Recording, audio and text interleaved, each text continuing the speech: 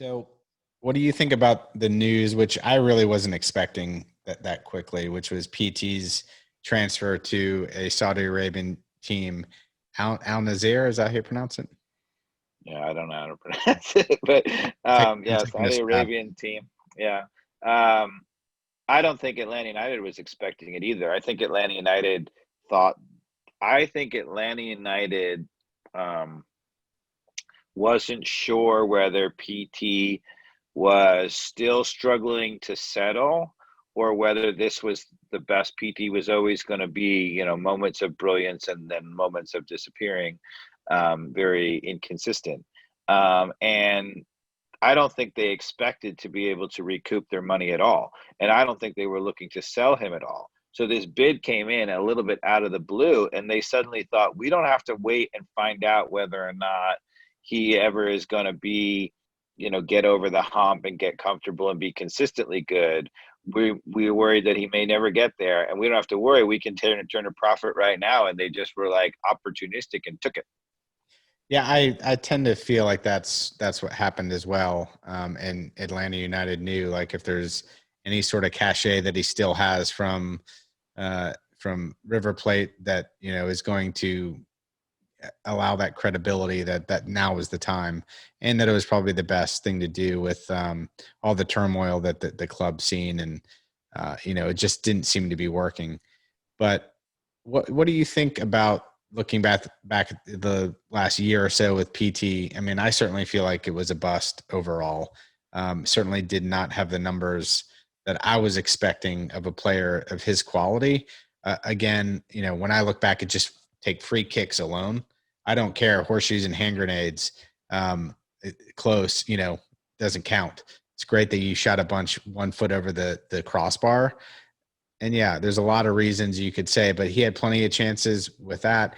There were too many moments of mistakes, of just not taking care of the ball as a player, that previously came from kind of the opportunity to be, more of a luxury type of player in terms of, you know, getting the ball up in higher spaces and just having the freedom to go, where he's asked to do a lot more with Joseph Martinez out of this team, and a lot of times playing without the other two designated players in the field. He did not shine the way that I was expecting him to. So I overall give him an absolute bust in terms of what my expectations were. It doesn't mean that Well, it's actually interesting doesn't mean that he's because not the best player in the, like, I think we're losing our best player. That said, too, in terms of production and everything, but still, to me, he's a bust. there are different types of players. So, we'll go with world famous players, so it's easy. Um, if if if you go with Cristiano Ronaldo, right? So Cristiano Ronaldo is the kind of player, big and powerful and pacey, and is probably going to look good on any team, period. If you look at a different type of player, Griezmann, right, who was literally one of the best players in the world for France and Atletico Madrid, and then transferred to Barcelona and has disappeared. He's a world player of the year kind of candidate, but he's a confidence kind of build off the what's Yeah. going on the team, make everything better. And I think PD is that kind of player. So, within a team, the team is, if he's comfortable and things are going whatever, I think he would look great, including I think you'd probably see him bury some of those free kicks. But when it's not going, he's not the kind of player. He's not a Cristiano Ronaldo or even like a Suarez, who's a little past it now. But Suarez is the kind of player on any team. He could have looked phenomenal on, West Ham. Would have been phenomenal. So they're different kinds of players. Jeff described it last week as Batman and Robin. I'm not sure it's Batman and Robin. I think that might be a little overplaying it, but I get what he's saying. He doesn't want to be the primary guy, but Batman and Robin almost seems like he needs a primary guy to be great. I'm not sure that's true. I think that he could be great if it's in the right settled environment. I think he came from a Batman type of mentality at River Plate. So I think him mentally coming in thinking he was Batman was not overthinking it. I mean, given his quality. So I expected him to be Batman, straight up. Given the highlights that I saw, and Barcelona expected Griezmann to be Batman too. yeah, but yeah. I haven't. That's a name. It's funny you use him as the example because I can't think of any highlights with Griezmann, but I know the name very well, and I don't watch a lot of Barcelona games. But it seems like Messi kind of is overshadowing him as the Well, kind of Griezmann playmaker. was the guy, the Batman for Atletico Madrid. They went to the Champions League final.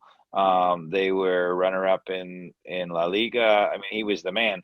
And he was in for the French World Cup team. He was, the star up front, the best, arguably the best player on that team when they won the World Cup. Um, and then he goes to Barcelona, and he's playing in a different role. It doesn't suit him, and he's disappeared, which is crazy if you see a guy who's that good to disappear. Yeah. No, and I mean, look, PT clearly in the right circumstances, I think could be just as he was at River Plate, an amazing player. It just the fit here in Atlanta United, the culture, the new coach, a new environment for him. I think there's just a multitude of things that created that lack of confidence or the level of confidence he needed to excel and be happy wasn't always there. You saw a few moments there. I mean, even in the Nashville game where he scored 2 goals, you can see the guy wants it. I don't think it's a lack of heart by him at all. And definitely wish him the best. But now that we've got $18 million, which I think is the second biggest transfer fee behind Miguel Almiron, which is 24 million. Dave, what do we do with this extra cash and an extra DP position? If you're looking at slots in the field, where do you go? Well, I just want to make one more point on the last point, which is, even a guy like Messi, who's I think the best player in the world ever, there are moments in certain versions of the Argentinian team that he just completely disappeared. And you're like, how can a guy like that disappear? And so I think it's amazing how the fit of the team and the balance, and the spacing makes a difference. But anyway, I think as far as that's a fair point, though. Messi still can take over a game even for Argentina, though. And you saw that in the World Cup when things aren't getting to him, he still was able to take over the game and come back and win, even with all the pressure. Well, a few moments, but hold on, we're talking about Messi, so let's just let's okay, slow our roll.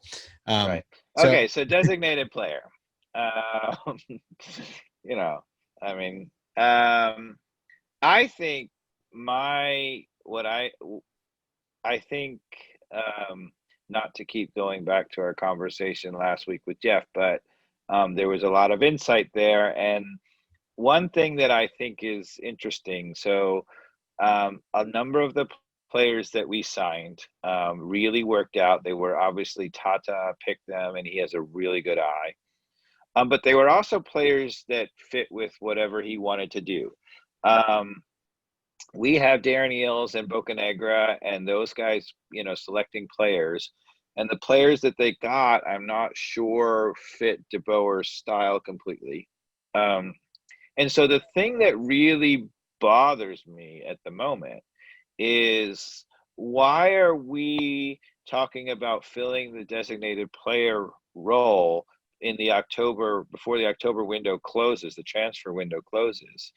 And we're not talking about having a head coach. We're going to select another player and because then hoist that on a coach. do you think that that's happening behind the scenes, that they actually already have the coach? Maybe. I mean, what you would love to see if Atlanta United's going to go, jumping back to prominence, you would love to see them announce a signing, out of the blue, whoever it is, and then the coach signs on, a few weeks later, and that coach, said, all right, this is the guy I want as my designated player. All right. Thanks for listening. If anybody actually made it this far in the podcast, we'd love to hear your feedback on Twitter at ATL On Fire. And tell your friends to subscribe. We are on iTunes, Google Play, and really any sort of podcast platform that you're on.